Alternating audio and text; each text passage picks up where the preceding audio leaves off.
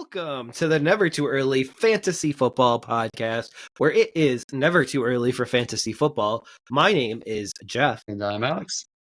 As always, thank you for downloading, listening, liking, and commenting on our podcast videos. Please join our community by subscribing to us on the socials. Our handle on all platforms is at N2E Fantasy. We are also available on all major podcasting apps by searching N2E Fantasy.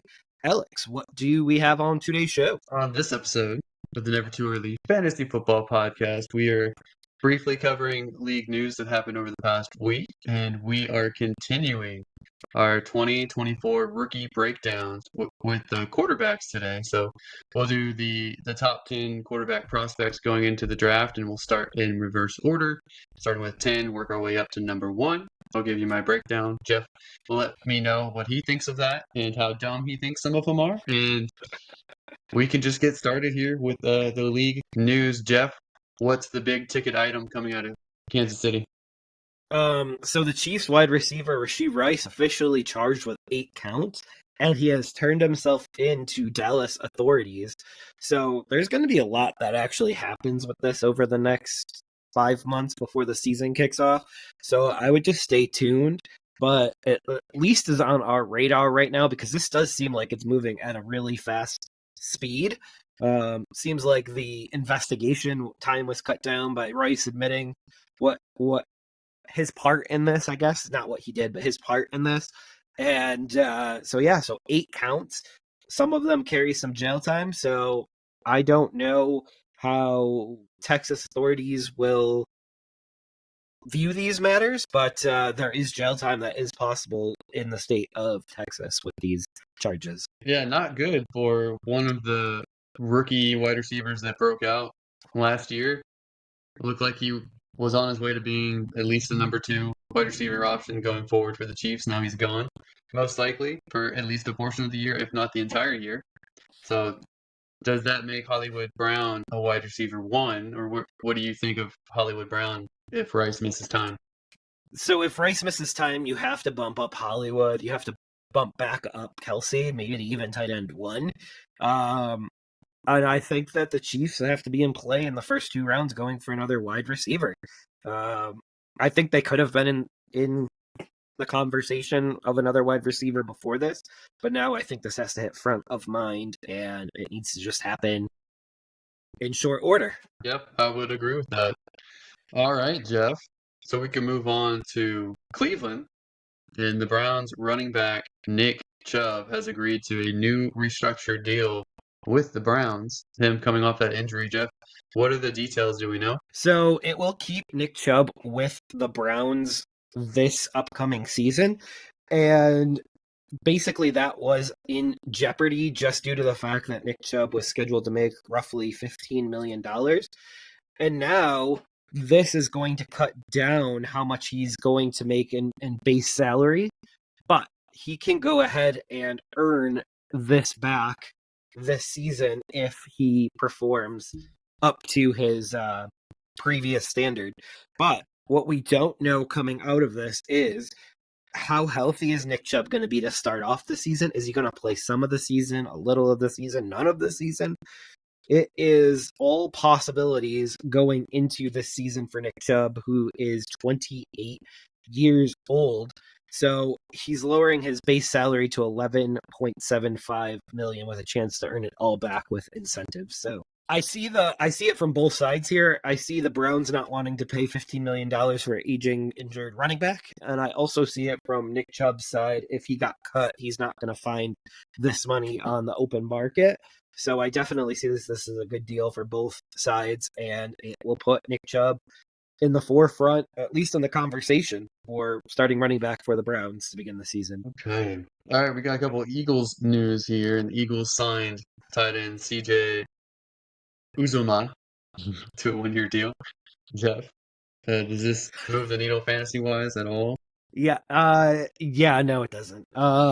I don't know if him or Albert O are going to be the second tight end on the team, but it does seem like the Eagles have added a bunch of ancillary pieces this year with Devontae Parker, CJ Uzomah, and not ancillary, but Saquon Barkley as well. So they've added a lot of weapons this year. So they went basically on the record saying their offense was not good enough last year, which kind of blows my mind a little bit because I don't feel like the offensive struggles were really there for the team like they're spending this year. So it's an interesting little tidbit there. All right. Great. The other Eagles news is they are opening their season in Brazil Friday, September 6th versus Green Bay Packers. Does that mean that's their home game, Jeff? Yeah, I believe that's their home game, and they will be opening the season on Friday, September 6th. So this will be the day after the kickoff game. So we're going to be kickoff game, Brazil, and then opening weekend of football within 4 days of each other. So we get another standalone game on a Friday night, which really excites me. And Packers, Eagles should be a great game too. But bigger conversation, this is going to lead to the NFL schedule release, and we're going to get little nuggets of news over the next roughly four weeks or so, because it's usually right around Mother's Day where the NFL schedule is released, which means that Alex and I will be bringing back our infamous preseason predictions, where Alex has 5 teams going 15-1 and 6 teams having 0-16 records. I don't think that's going to happen this year. I don't see that happening this year. But what I think is interesting about this Brazil game is whoever set this up, it had Green Bay being the visiting team messed up because Green Bay's colors are the same as the Brazil flag. So I feel like Green Bay should be the home team. So it's a little strange to me, but whatever. Yeah, it seemed like a done deal that the Browns were going to get that away game last month, but the NFL officially made it the Packers this week. So interesting little tidbit there. All right, so now we move over to some retirement / undecided news. And the Giants tight end Darren Waller is still undecided on playing this season. And this really could impact how the Giants focus on this year's draft. They're probably going to have to take a tight end in this draft because there really isn't anyone else out there. I mean, there is Logan Thomas and Robert Tonyan, but it's not what they traded for Darren Waller for. So this is going to be an interesting decision on Darren Waller's part here in the next couple of months. But if he has enough money to retire and be comfortable for the rest of his life, he might be a guy that would be better served off just being comfortable and retiring sooner rather than later. I know Darren Waller is one of your favorites, but do you foresee him playing this season or not? I think it's now more than 50% that he could retire, honestly. And even if he doesn't retire, I don't know if he would even be a top tight end in fantasy. So I think the Giants really have to think about they are in a bad situation offensively. They lost Saquon Barkley. They have Daniel Jones as their starting quarterback, which is scary enough. And then they have no legitimate weapons at all. So at 6, what are they going to do? Are they going to go for a quarterback? Are they going to take one of these amazing wide receivers? Are they going to take a Brock Bowers type and kind of build around him? Like, what are they going to do? Or their offensive line is terrible too. So I mean, they could take the best offensive tackle in this group. I can't remember, but they might have traded their 2nd round pick. So I mean, honestly, at this point, they might be best trading down and trying to just draft as many players as they can get. So they're in a bad spot. No, I can for sure see that. I think it's more likely that Waller plays that it's been dragged out this long, because if he's so undecided, then he still does want to play. Still, I feel like his answer to hanging everything up would come a lot easier than this has been. I think they need him to come back, honestly. Maybe they're going to give him some sweet incentives to come back this season. But the Giants if they do want to trade down, that is always easier said than done, because there's a lot of teams that would want to trade down and stockpile draft picks. So we'll see if, and they're in a spot where you can't trade down before the draft because you need to see who's there and available, and if your guy's available at that point in the draft. So they're kind of stuck at their spot right now, unless they want to go up and get the quarterback, which is also being discussed, but there's not going to be very much in the cupboards for that quarterback. Yeah. I think there's going to be teams willing to trade up to their spot, even if there's not a quarterback that team wants, just because the top wide receivers in this class are truly special. And I think the Giants would be happy with a number of positions later on in the draft, so I don't think that would be that much of a concern. I think it probably would be a mistake for them to trade up for a quarterback, in my opinion, this year. We'll see. I mean, they've made a lot of mistakes the last couple of years from the front office Yeah. perspective. And Yes, they let's have. not forget, they're a year away from making the playoffs last year. And I know you're down on Dable, but it's kind of amazing with the lack of talent that they have that he was able to bring them to the playoffs one season. Well, Daniel Jones was healthy, and he actually had a decent season. Then Saquon It was was out his there. only decent season. Yeah. Well, he was hurt last year for a chunk of the year. Absolutely. But- He is on a second deal, though, so he has had 5 years in the league so far. So, yeah. I'd be curious to see if Waller comes back and Waller is healthy enough to play, and if they get someone like Roma Odunze, if Daniels could play better this year. I'm curious to see what he can do with actual good pieces around him. I think Yeah. that's where they're at because it's hard for them to get rid of him with this contract right now. Oh, I agree, but they have been pouring resources into the wide receiver position with Tony, Wandale Robinson, and Jalen Hyatt in the last 3 years. So it just feels like there is no end to None of those this. guys are to the caliber receiver that's available in this draft. Not a single one of them. So I still buy into Jalen Hyatt. I never thought his first season was going to be a good one. I always thought it was going to be year 2 or year 3. I think that Wandale could actually have a solid season this year potentially, but I think they need someone like Odunze. I think someone like him could really turn this offense to the next level that Dable would want. Absolutely. Or maybe they could lure Tom Brady out of retirement. We had talked about it a lot last year, but Brady even now saying if the right team called him at the right time, he would be willing to come back. So this is not a shocker, in my opinion. This is just something that is the competitor that is Tom Brady. And it's really hard to turn off that competitive juice and that competitive spirit. But Tom Brady could return to the NFL, and he listed 3 teams that he would play for this season if they came calling. And I think the Patriots and the Raiders were 2 of the teams, if I remember correctly. Isn't he an owner? Or did that Not go through? officially yet. Oh, So wow. he said Yeah, so he he did can come say back.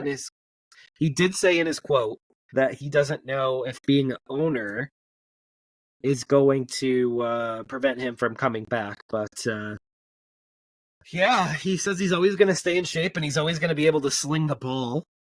So he is leaving the door cracked for a possible return, and he's it's just never say never. He He's also come back mentioned the from 49ers. Minnesota. He mentioned the He's come back from 49ers. Minnesota. No, he wouldn't. He's got like select teams that he would play for. I think it's the Raiders, the 49ers, and the Patriots. Well, I think he wants to retire 49er because that's his childhood team. But It is. If the Purdy best went team- down, they have Yeah. nothing behind him. They have a quarterback that's like Trey Lance, but worse. well, the team right now he could instantly start for that is ready to go is Minnesota. Yeah, he wouldn't do that though. I think that he wants to play for 2 teams, unless it's the team that he owns or his childhood team. I think he's very select on the teams that he'll actually play for. All right. Well, we'll see how that plays out. But we ended our news segment here with quarterbacks, and now we can start on rookie quarterback prospects. I already know it's going to be different than a lot of other draft people out there and their rankings. And you know what? I don't care. This is just what I think of these guys as prospects. So I'm just going to lay it out with my number 10 here. Jeff, do you want to comment at the end, or do you want to comment player by player, or? I'll comment at the end because I want to hear your whole list and your reasoning for it first before I give my little piece. Okay, well, let's just dive on into it then. We've got at number 10, I've got Michael Pratt out of Tulane. He is a 4-year player. He's 6'2", 217 pounds. He's got just enough hand size. It's 9 and 1/4 inches. And he's going to be 23 when he enters the league. So fairly average age range. So that for me, the positives, he's fairly accurate. He throws short to intermediate well with good anticipation. He's got good pocket awareness. He takes what the defense gives him. But the negatives, he has poor arm strength, struggles with the deep ball, and he's not a very good creator.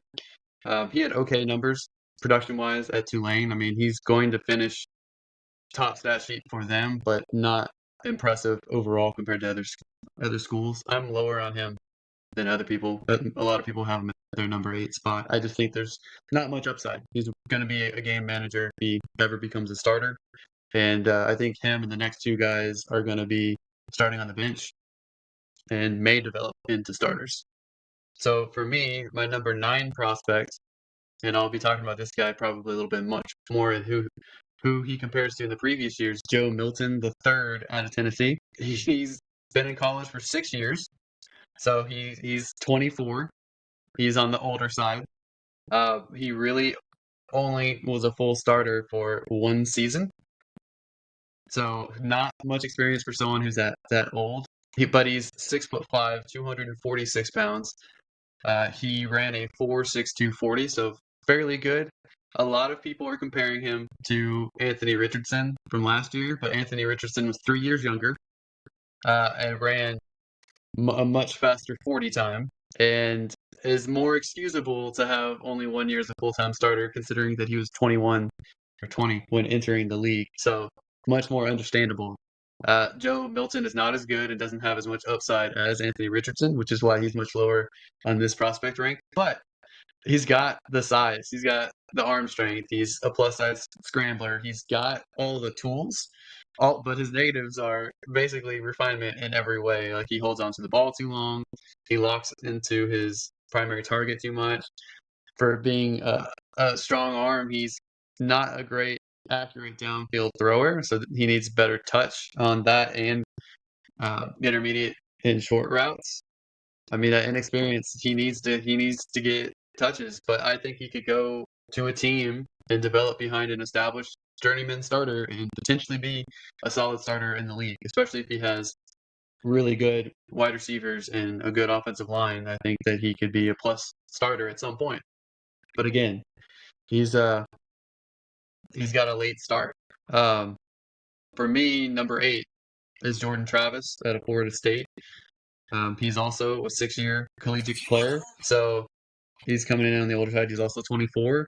He's also coming off of a broken ankle. But if that didn't happen, Florida State was on their way to actually winning a title potentially. They still made the playoffs, and if he was healthy, then they could have actually gone to the national championship and won. I think that he's an above-average athlete. He's got quick feet to pop out of the pocket. He throws well on the move. He's a mostly good decision maker on the field, and he has learned to protect the football over this past season that he wasn't that great at in earlier seasons. But this season, I think he only had like two fumbles and 2 interceptions. So he protected the ball really well. He lacks ideal size. He's only got moderate arm strength. He can't really drive the really deep balls, but he's got good enough arm strength.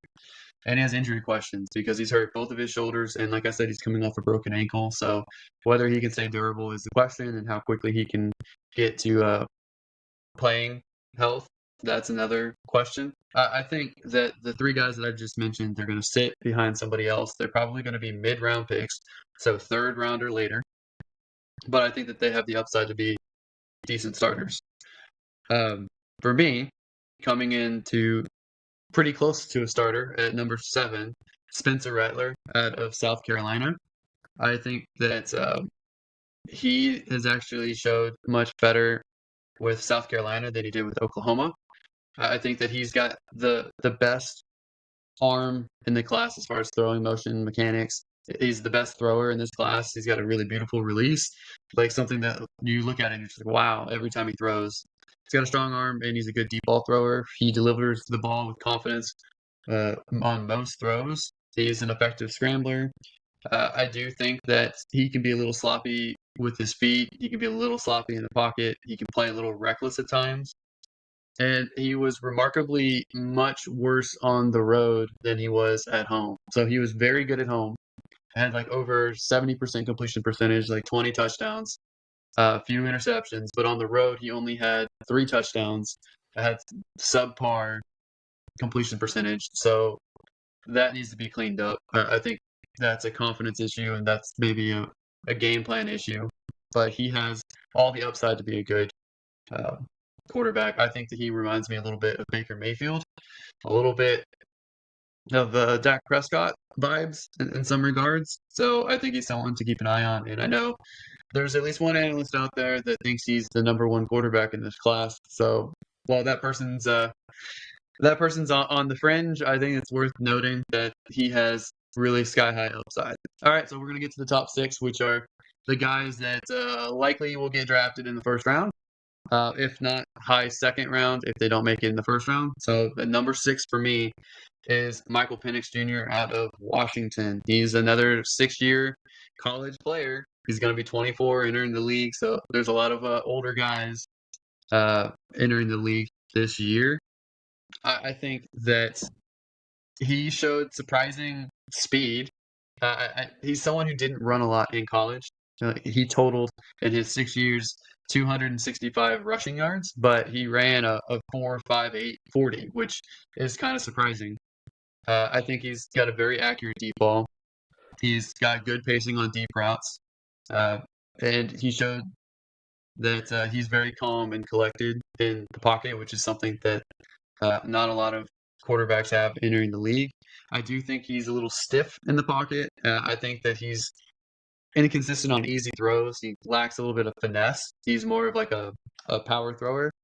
And I thought he was kind of poor on third down work. So 42.2% third down conversion rate. Not that great. I expect a little bit better than that, especially if you're going to be a pro player. And he's got durability issues. 4 of his collegiate seasons ended in injuries, 2 of which were ACL surgeries. I think that he's been healthy the last 2 years with Washington. He's put sky-high numbers up with Washington production-wise. Yes, he's played with some good talent.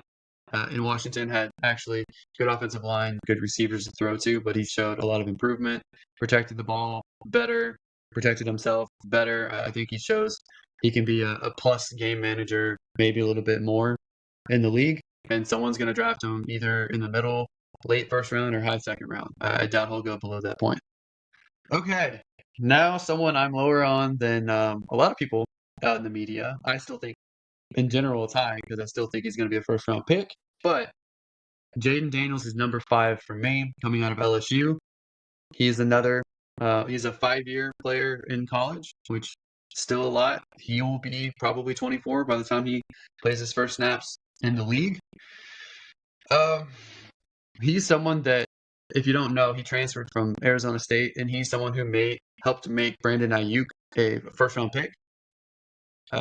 He's always had really good receiving talent around him, and maybe that's affected his gameplay positively. So maybe it might be more talent than the surrounding talent than him specifically, but he has a pretty good quick release. He also, like Penix, is a very good deep ball thrower. In fact, 67% completion percentage and 22 touchdowns on throws of 20 yards or more just last year in the 2023 season. Granted, he had 2 of the best deep ball wide receivers in the league, and Brian Thomas Jr. and Malik Neighbors. Those are 2 of the best deep ball wide receivers you could ever ask for. So it's a little bit of both. He showcased very good fast line speed, which he sometimes has good agility rushing. But I think he's got too thin of a frame for his body type. He's 6'3", but even though his listed weight is 210, a lot of people speculate he plays more around 190, which is very thin. And he plays a little recklessly whenever he runs. He seems to run straight into 250-pound linebackers, which is not good for his health. He needs to learn how to slide, needs to learn how to protect himself going down. and avoid getting blasted on runs. His accuracy and ball placement on short to intermediate routes is, in my opinion, kind of poor. He seemed a little too late on those throws, kind of put these receivers in a bad spot, especially Brian Thomas Jr., who played a lot of comeback routes, put him in position to get completely blasted by defenders and limited his yards after the catch potential. So I think that he needs to show a little bit more there, which is why I don't think he's as good a quarterback as people think. I don't think he's a top 3 guy in this class.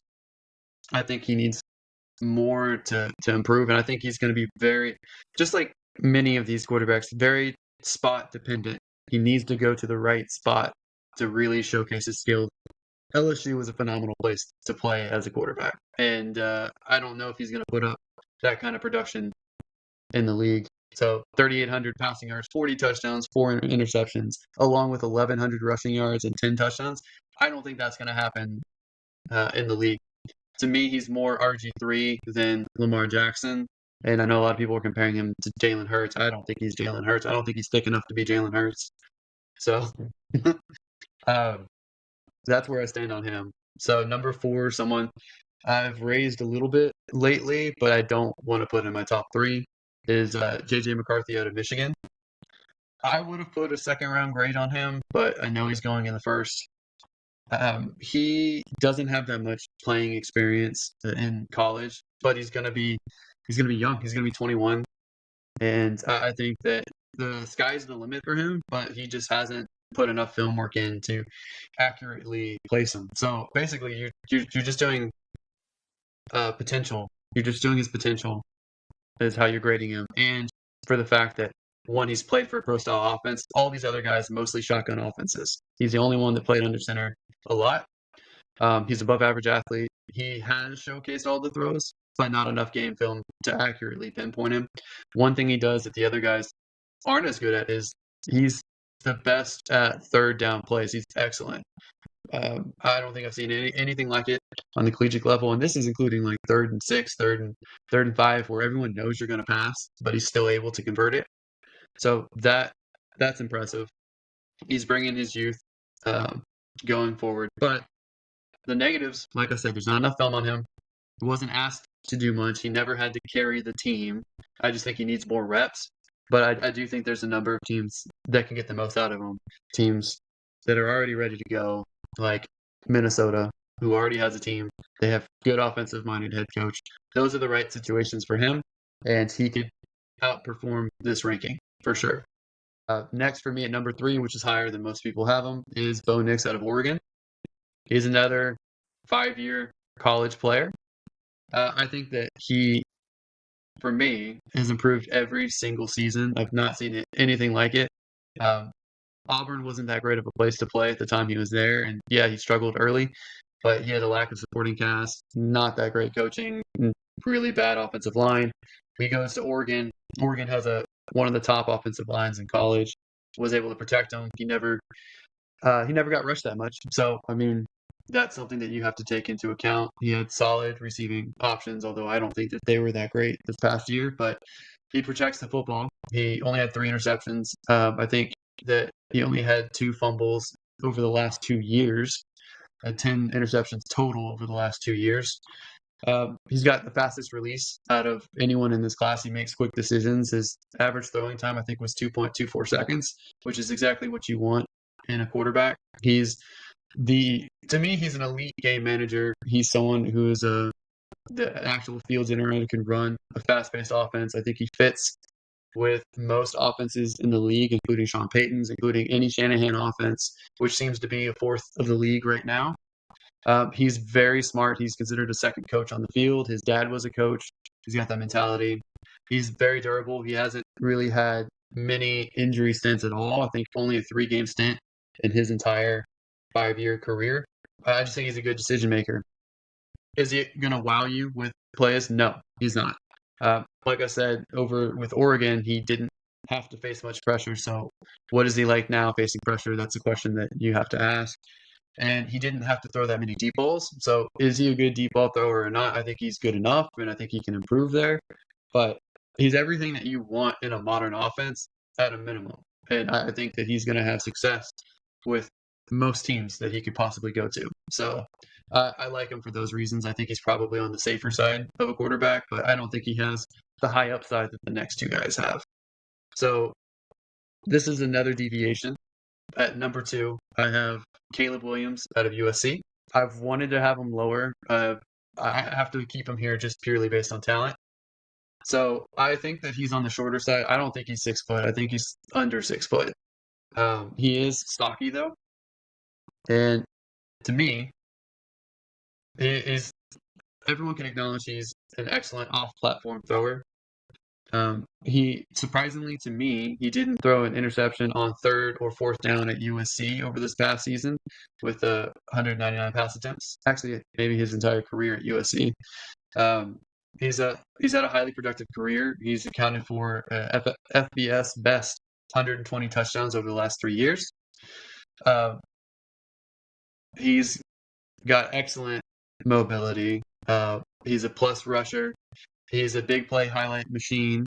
I do like that he's trying to make big plays to win games, but I think to the negatives, he holds the ball too loose from his body, which leads to a high number of fumbles. I think he's one of the highest turnover machines over the last couple seasons, and the ball just gets knocked out really easy.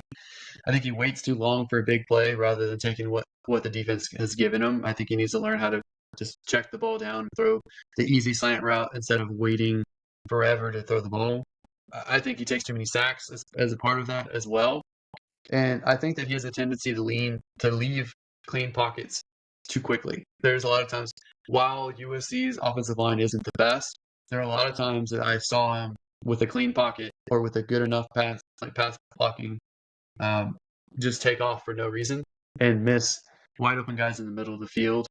I think he has maturity issues. As far as the painting the nails and the phone and the weird dressing, I don't really care about that if you win. If you win, all that goes out the window. He's likely going to Chicago at number 1 overall, who had Dennis Rodman, and Dennis Rodman played hard and won, and all that stuff goes out the window. The stuff for me is the maturity stuff that painting the FU on the nails is an issue for me. Like running into the stands after a loss is kind of an issue for me. He's on the record saying he's never faced adversity. Well, I don't know what you expect going into the professional league, but you're going to face adversity all the time, so you need to toughen up. With all of that said, he's likely going into one of the best situations a rookie could go into, and I think that he has a real chance that he can win. And if he wins, all the negative side gets shoved out the window. If he does well and wins, everyone will shut up. So I think he has sky-high potential, and I think to me, he's going to be a better fantasy quarterback than a real NFL quarterback, but I think that's fine. And I think it'll still be an improvement over any quarterback that Chicago has had before, especially with this 3rd down and 4th down work. I think that's going to be a bare minimum improvement. Chicago would have won more games if they had someone like that. Either way, it's going to be a benefit for Chicago. So I think it'll be fine. To me, the number 1 quarterback in this draft class is Drake May out of North Carolina. I really like him. To me, I see when people compare him to Herbert and Josh Allen, I 100% see that collegiate profile. I see the upside. Is it always likely that they're going to match up with that? No, there's a chance it never matches up with that, never lives up to that. That's fine. You can have that skepticism. Fine. But collegiately, very similar profiles, very similar production level. No one did more with less. In all of college, especially going into this draft, no quarterback in this draft class did more with less than Drake May did. Offense was terrible. Offensive line was terrible. Even his best weapon, Tez Walker, I think is not a good receiver. And it showed when even he was out how bad the other receivers were there. They dropped wide open passes. They dropped balls that went straight to their hands. That's lowered what his stats look like. But he's got the prototypical build. He's 6'4". He's going to be 22 entering the league. He's got a great arm span. He's got big hands. He's 223 pounds. I think that he can make any NFL throw. He's got an explosive release with good velocity. He can make deep ball throws. He's one of the top 3 deep ball throwers in this class. I think that he's got a decent feel for making adjustments like hot routes, checking down the ball if he has to. He's really good throwing on the run. Like, he throws on the dot when he's on the run. all the time. It's really great. He evades pass rush really well, and he's surprisingly one of the best rushing quarterbacks in this class too. Very reminiscent of a Josh Allen in that regard. Also reminiscent of a Josh Allen is he has some risky throws while trying to make something out of nothing. Um, he needs to work on his off-platform throws. And I think like his fadeaway throws are very sloppy, and that's when he gets into trouble. He needs to work on protecting the football better. He's had some turnovers. I still think he's better in those regards than Caleb Williams, but I think Caleb Williams has him beat with the off-platform throws.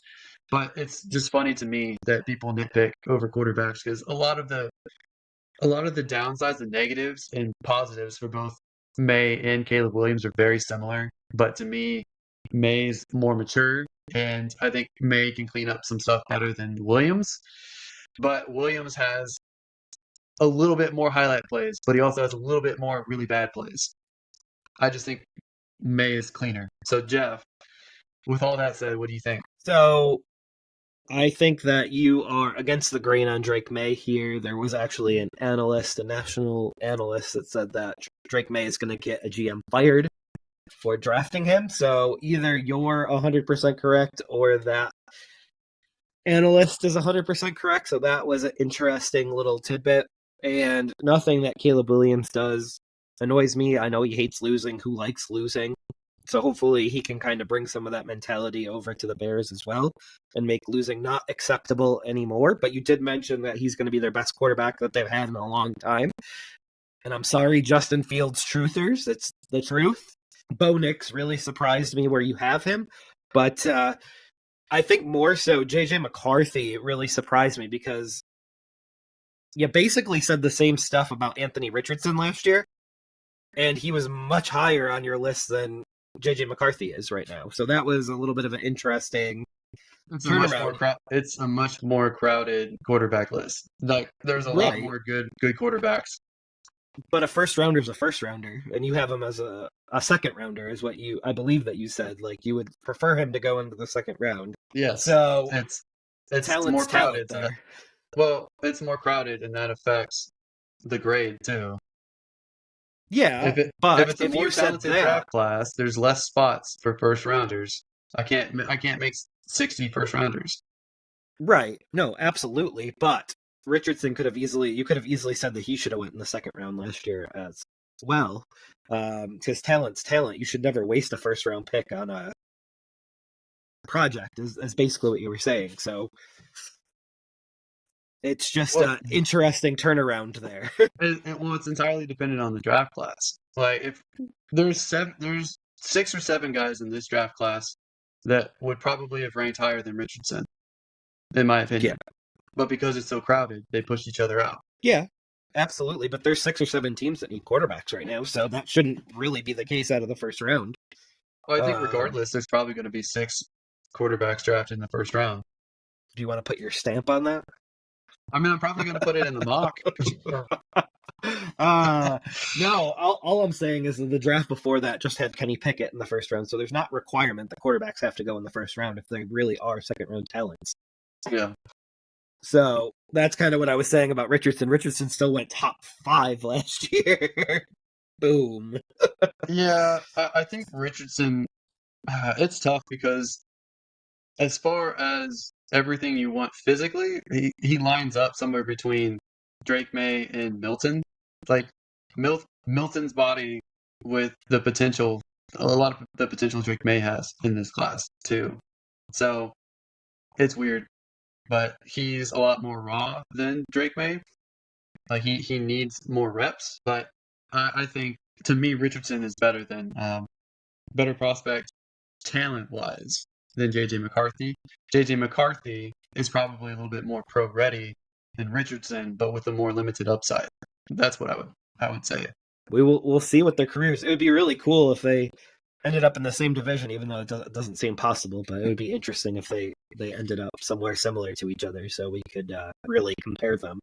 And then the last thing I'll say, it's like the only way that would work is if Tennessee gave up on Levis. They could after this year, but it wouldn't be this draft. Yeah. But did you think you would discuss guys' hand size on a podcast ever? You always got to do it with quarterbacks and wide receivers.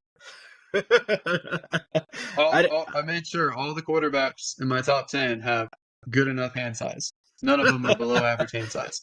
I did see that a lot of the draft experts have said that Bryce Young would still be top 3 in this draft of quarterbacks if he was coming out this year. So you can make a case for it.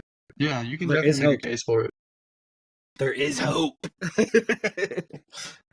All right. I think that's all the comments that I had, but I can't wait to nail out the final mock draft and even do wide receivers next week. Wide receivers and then one big mock draft. But we're roughly 2 weeks away from the draft right now. I know. I'm excited. All right. Well, that does it for this episode of the Never Too Early Fantasy Football Podcast. Thank you all for listening and downloading this episode. And please don't forget to like and subscribe. Please leave us a comment and share the show. Every little bit helps. You can find us on all podcasting apps by searching N2E Fantasy and with our handle at N2E Fantasy on all social media platforms. Please join our community and give us a follow. Until next time, take care of yourselves and remember, it's truly never too early for fantasy football. Thank you again. Bye, everybody.